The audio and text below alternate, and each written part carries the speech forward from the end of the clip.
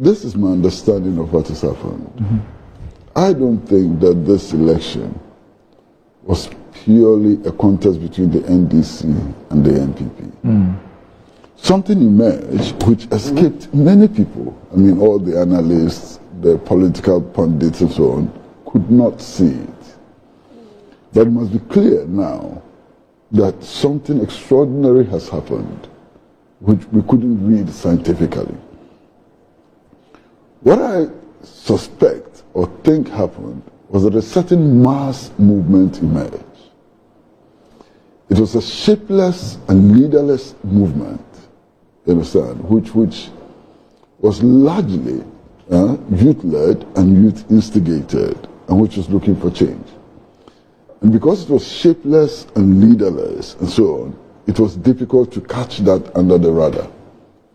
Because clearly, a huge tsunami has swept across the country. I mean, these elections are shocking for everybody, you understand? And I firmly believe that it is that which has hit the country. I mean, things have happened that a couple of months ago, everybody would have thought was impossible. My first shock was when I was listening to the results of the elections, and I found that NPP could actually score 0 in some polling stations. Never happened before. 0.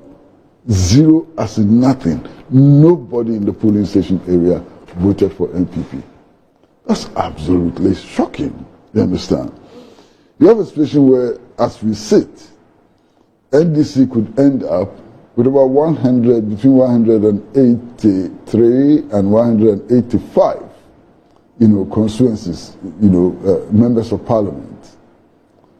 Who could have believed this? Who could have thought about this? My understanding is that the NDC itself was calculating on winning 150 seats. Yeah. Boom! Now 183, 185 seats in parliament.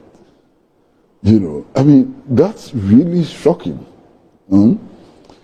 I've seen some persons, largely from the New Patriotic Party, who are doing some very, very poor analysis. And it's this poverty of analysis which also contributed to this massive defeat. And what do? They just take the numbers and then say that, the NDC votes did not change. NDC had 6.7 million votes, which was not substantially different from what they had in 2020. 6.3. Yeah, 6.3 in 2020. Yes. And therefore, NDC members and supporters continue to vote for NDC. It is we in the NPP who lost our supporters. I mean, the poverty of this analysis. Illiterate and pedestrian. It's so poor. Why so? Okay. How do you know? How do you know what actually went into the 6.7 million? How do you know? Especially when the vote is secret. How do you know? This 6.7 million could include NPP members who were disillusioned, who wanted change, and who then voted for NDC. It could include first-time voters. In fact, it could include undecided voters. How do you discount all of that? When you speak when you speak about first-time voters, yes, the 2024 election, the register had about 1.8 million, 1.8 million new voters. So when people compare 2020 to 2024, it is as if the voter population is static. The same people who voted in 2020, the same people, were those who voted in 2024. So therefore, you can take the 2020 figures and then do an addition or subtraction and come to the conclusion that it came. Why are you not accounting for the 1.7 million new people who were not part of the voters register in 2020, but are part of the voters register today? How do you account for them?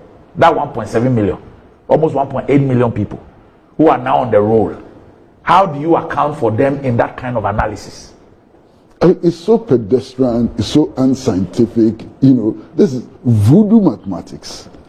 You understand? And yet, they are pushing it around all over the place and so on.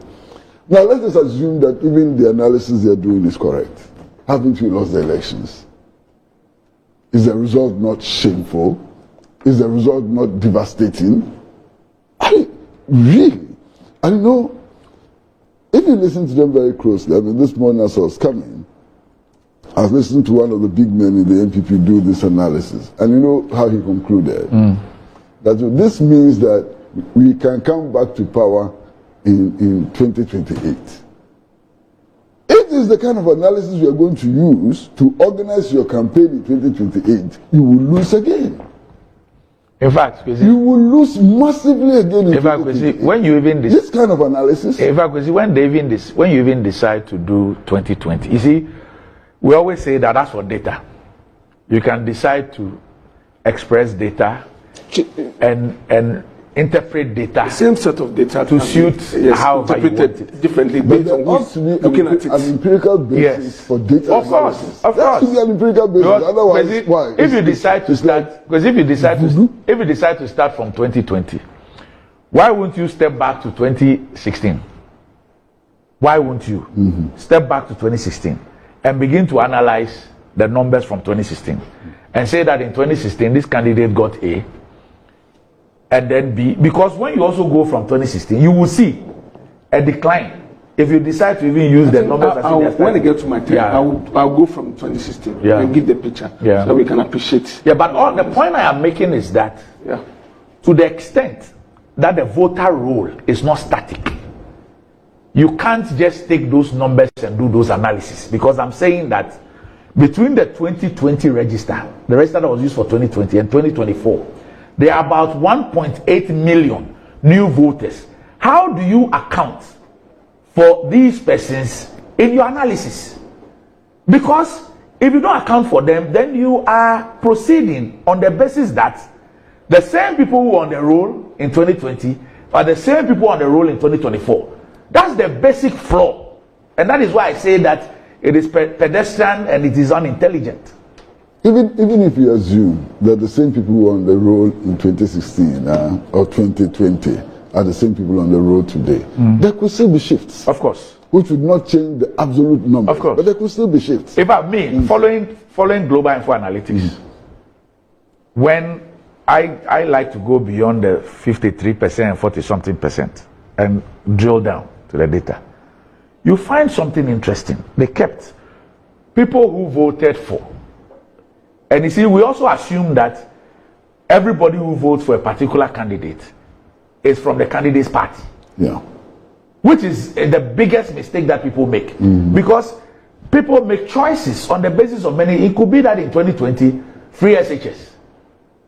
Perhaps people who had benefited, whether they are parents or students, you don't have a number to even account for that. People who did that on the basis of that policy, not because they belong to a party. So you don't even proceed on the assumption that every single person who voted for you is a member of your party, to say that then those votes are constant for you. At every point in time, you would have those votes.